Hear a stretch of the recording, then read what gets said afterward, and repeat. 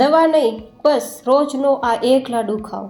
તમારા સાંધા કમરના દુખાવા હોય, ખરતા વાળ હોય કે પછી વજન તમારો વધતો જતો હોય, તમારી સ્કિનના કોઈ પણ પ્રકારના પ્રોબ્લેમ્સ હોય કે હોર્મોનલ ઇનબેલેન્સ પ્રશ્ન હોય, તો બધા જનું સોલ્યુશન રોજનો આ એક લાડુ કરી દેશે. તો ચાલો રેસીપી શરૂ કરીએ. સૌથી પહેલી સામગ્રી લેશું અડધા કપ જેટલી અળસી. આ નમક વગરની અળસી છે અને કાચી છે તો થોડી શેકી લેશું. જેમ શેકાશે તેમ તલની જેમ ઉપર ઉડવા લાગશે અને કલર પણ ચેન્જ થઈ જશે. અળસીની અંદર ઓમેગા-3 ફેટી એસિડ, ફાઇબર અને પ્રોટીન ભરપૂર હોય છે, જેથી હૃદયને તો મજબૂત કરે છે, બેડ કોલેસ્ટ્રોલ દૂર કરે છે, સાથે જ તે વાળને ખરતા અટકાવે છે કારણ કે ઓમેગા-3 ફેટી એસિડ ભરપૂર છે.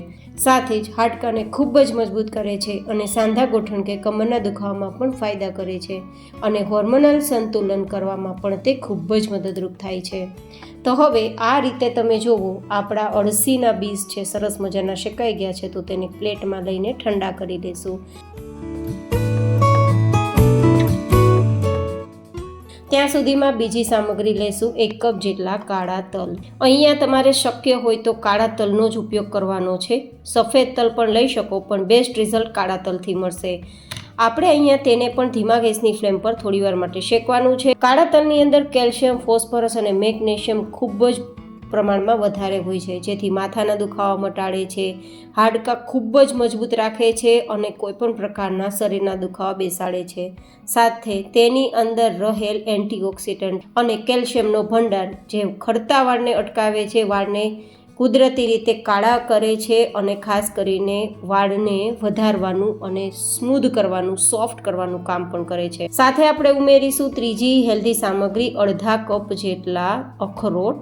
અખરોટ છે તેને બ્રેન ફૂડ તરીકે પણ ઓળખવામાં આવે છે અને તે હવે આપણે ગેસની ફ્લેમ બંધ રાખીને શેકશું કારણ કે તલ અને કડાઈ બંને ગરમ છે, તો ફટાફટ શેકાઈ જશે. અખરોટની અંદર પણ ઓમેગા-3 ફેટી એસિડ, ફાઇબર અને વિટામિન, મિનરલ્સ જેવા ભરપૂર પોષક તત્વો હોય છે, જે બેડ કોલેસ્ટ્રોલને કંટ્રોલ કરે છે, જેને બ્રેન ફૂડ તરીકે ઓળખવામાં આવે છે, જે મગજ માટે ખૂબ જ ફાયદા કરનાર છે, યાદશક્તિ વધારે છે અને હંમેશાને માટે ખાસ કરીને સાંધા કે ગોઠણના દુખાવો હોય, કમરના દુખાવો હોય કે પગના દુખાવો હોય તેને દૂર રાખે છે અને હાડકાં લોખંડ જેવા મજબૂત કરે છે. ખાસ તો તેમાં ઓમેગા-3 ફેટી એસિડ હોવાના કારણે ખરતા વાળને અટકાવે છે.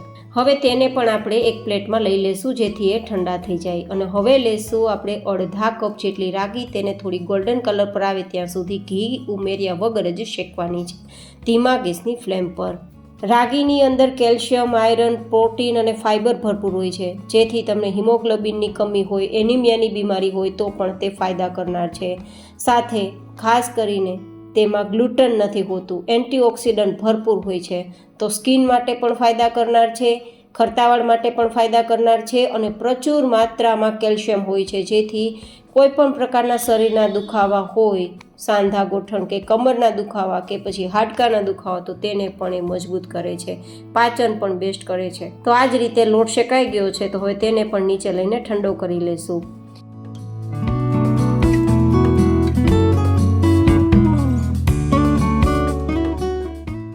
અને હવે બધી જ સામગ્રી ઠંડી થઈ ગઈ છે, તો સૌથી પહેલાં આપણે ચેક કરી લઈએ અળસીને. બિલકુલ ગરમ ના હોય, એકદમ ઠંડી થઈ ગઈ હોય તો મિક્સરમાં લઈ લઈશું. તે જ રીતે આપણે તલ અને જે અખરોટ શેક્યા છે તેને પણ આ રીતે ચેક કરી લેવાના. ઠંડા થઈ ગયા હોય તો તેને પણ મિક્સરમાં લઈ લેશું. અને હવે એકદમ સરસ મજાનો દરદરો પાવડર તૈયાર કરી લેશું. આ બધા જ સામગ્રીઓમાં તેલ હોય છે, તો માત્ર પાવડર કરવા માટે મિક્સરને થોડીવાર ચાલુ બંધ કરીને જ ગ્રાઇન્ડ કરશું, તો આ રીતે પાવડર તૈયાર થશે. નહીં તો તેલ પણ નીકળી શકે છે અને પેસ્ટ પણ બની શકે છે, તો થોડું ધ્યાન આપવાનું.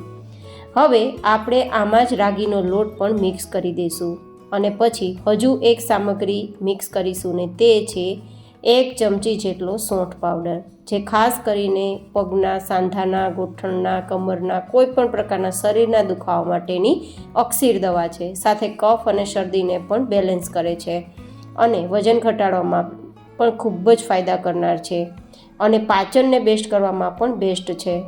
તો આ બધી જ સામગ્રી ભેગી થઈ ગઈ છે. હવે આપણે અહીંયા મીઠાશ માટે અડધાથી થોડો વધારે તેટલો ગોળ લેવાનો છે. બહુ વધારે ગોળની રિક્વાયરમેન્ટ નથી. 2 કપ જેટલું મિશ્રણ છે તો આટલો ગોળ પરફેક્ટ છે.